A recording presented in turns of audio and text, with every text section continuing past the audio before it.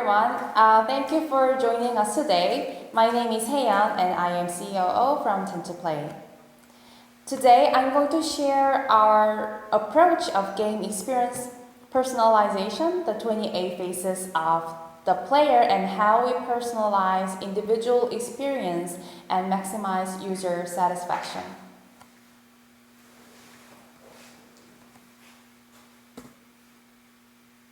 So generally, game designers and developers attempt to drive users to fit their own agenda in order to ensure the desired outcome, such as providing quests in succession or modifying difficulty intentionally. However, this usually increases friction within a player's experience through rejecting the player's natural desired behavior.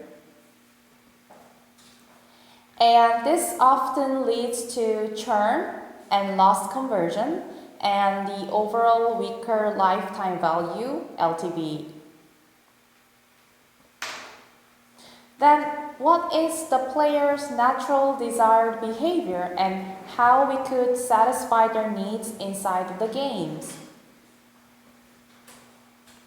First, what would be the player's natural desired behavior? You can see the different types of playing styles.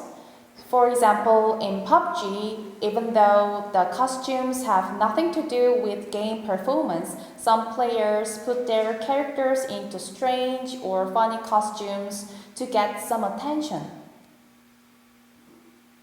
Also, some players try to play games strategically, learning new strategies and finding information in communities. Obviously, some players want to be top rankings, so players check not only their rankings in games but also see their statistics, histories, and analyze their own playing data.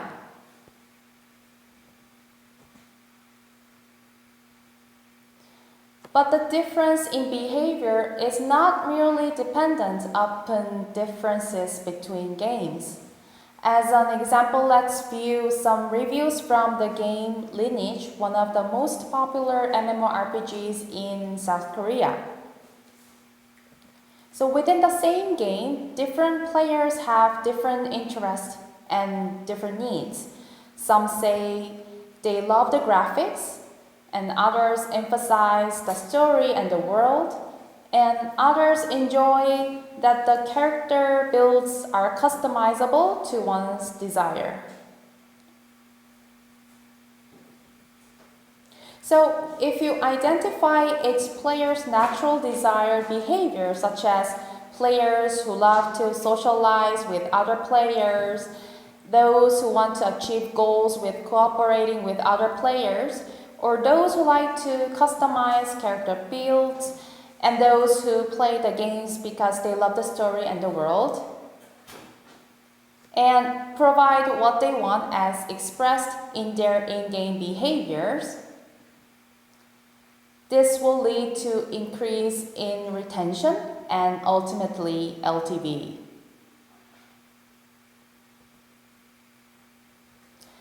A lot of IT businesses have been providing personalized services to the users. Now, it is almost essential because personalization is profitability.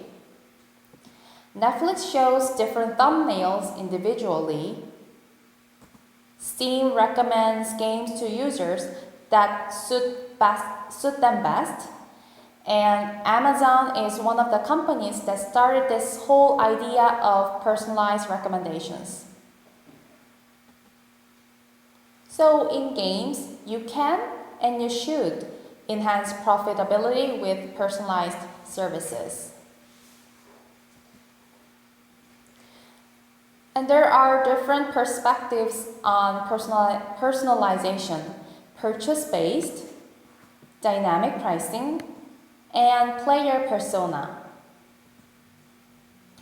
Purchase-based is the most commonly used method when games are trying to provide personalized services.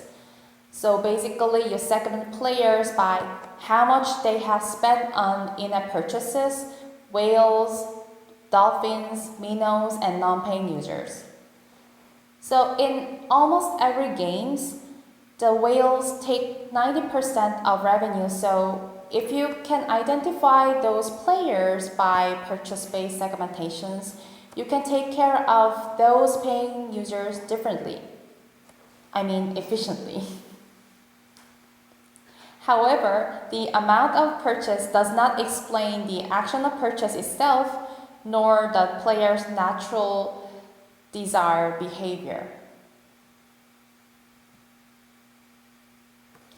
Dynamic pricing is another way of personalization. The price itself is personalized based on the user's willingness to pay.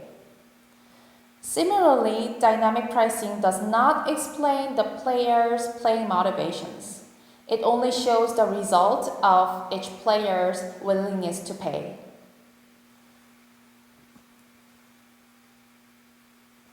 Lastly, the player persona is each user's personality or profile based on their game playing styles.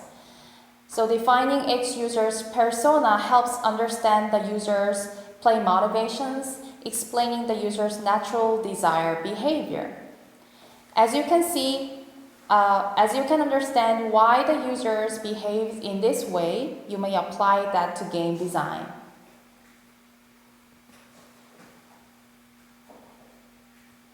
So to understand each player's natural desired behavior and play motivations, we have categorized and defined player personas into 28 different types. So the basic idea of player persona is that players' profiles can be identified by two ways: play styles and play motivations. Play style refers to each player's play patterns and behaviors, and this again can be categorized into two groups: the way of establishing play styles and resource usage habits. Establishing play styles means the way players learn and make commitment to the games. Passive means not putting much effort or does not want to learn the game actively. Time investors put much time into the game. And efficient playstyles mean literally playing efficiently. The examples of passive players can be nostalgic returners, comfort zone bunker mentality, or idlers. And time investors can be on the clockers or busy for the busy sake. And efficient play styles can be smart and busy players and doing efficiently over everything players. So let me show you one example: comfort zone bunker mentality. The comfort zone is a behavioral state within which a person feels comfortable and no sense of risk. So players in the comfort zone bunker mentality often do not want to try new content because it is risky. So it is the inner crisis that makes them uncomfortable and churn. Still, as the game is an experience good, the user's joyfulness goes up and down when an event occurs. So it is important to guide them to recover from the crisis and continue playing. So this is the example of personalized offer for comfort zone bunker mentality players. In this example, the user keeps playing the game with the character Lucan. So the offer shows new missions to try a new one and recover from the inner crisis with less risk.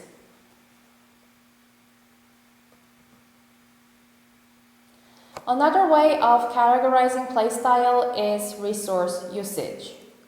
There are savers, and those who make mistakes on resource usage and learn by getting the feedback, and those who use resources efficiently.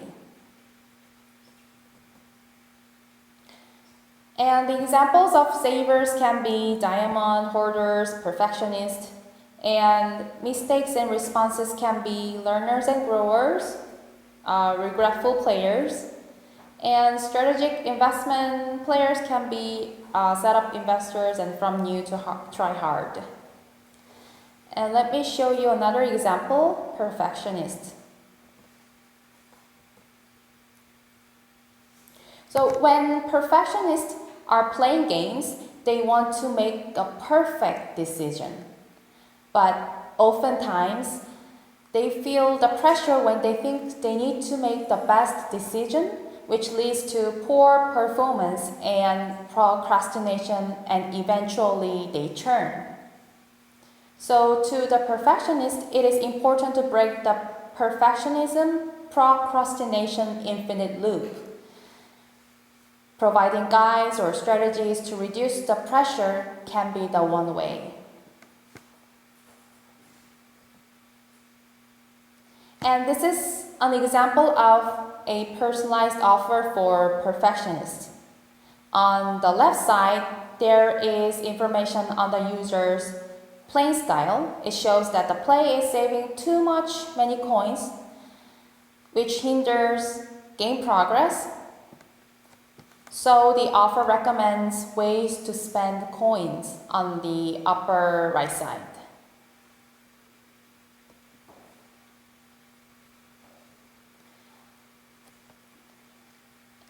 And some of our player personas are defined by play motivations, and these play motivations are categorized into four parts: personal satisfaction, personal rewards, social interaction, and public recognition.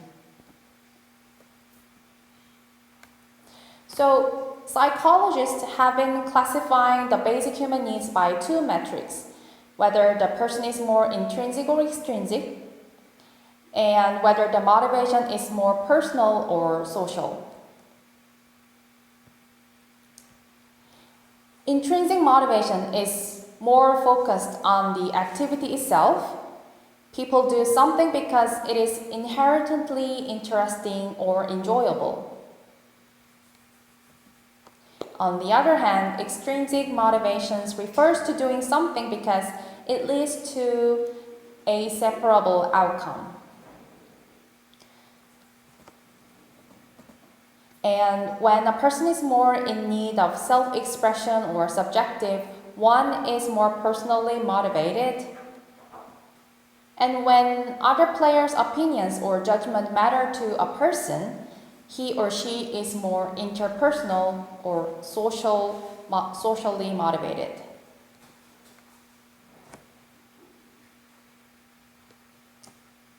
And these two metrics divides player motivations into four parts.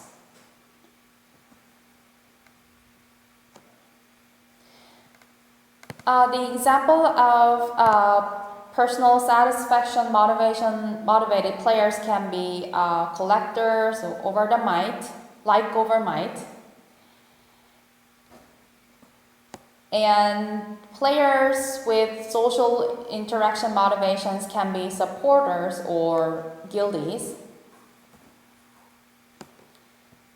And players who prefer personal rewards can be speedrunners or impatient players.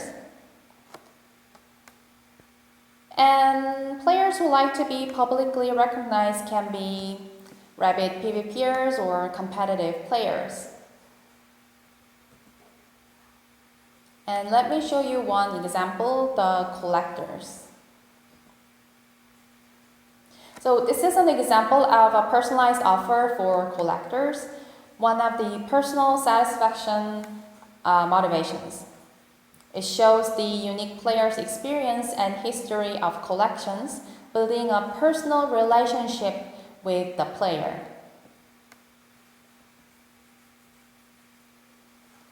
As another example, rapid PvPers are one of the player types from public recognition motivation. And in this example, it provides personally tailored suggestions and purchasing options, helping the players get what they want.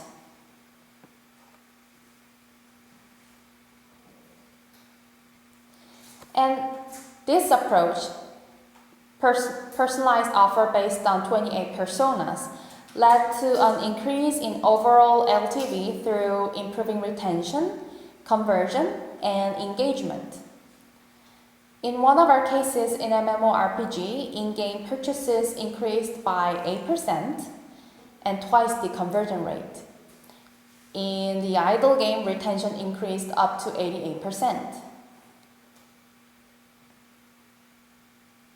So after a simple SDK integration to gather and structure player event data, you are ready to improve the player experience through 28 personas. And additionally, you may control when to deliver, what deal to deliver, and to whom to deliver for each targeted player persona. So, takeaways. The problem is that game designers try to fit the players into their own agenda, which leads to churn and weaker LTV. Understanding the 28 phases of the player and game experience personalization will maximize user satisfaction and revenue. Like this. So we hope you find player personas for your games and provide a personalized game experience to your players with our approach. So for the next session, Ian will share how to collect the data to find player personas. Thank you for listening. Okay, thank you for the webinar. I have a question. Is there a reason for dividing player personas into 28 types? Could it be 29, 30 or something? Yes, it could be like 29 or 30 or something. The thing is that our 28 types of personas basically covers all different types of game genres and almost every behaviors for the game players. But of course, it always have a chance to discover new one, and if we discover new personas, we always add more and more for the better gaming personalized experience. Can you tell us more about Metaverse? Oh, I think you have seen one of our advertisement on the right bottom of our webinar. So to give you a brief introduction, we published our Metaverse white paper, and you can download that from our TENTUPLAY homepage, www.tentuplay.io. Mm-hmm. And we published the white paper because due to COVID-19, people spend more time online, but we found that there's no clear definition for the metaverse. So we published through our white paper, we want to solidify the concept of metaverse and share the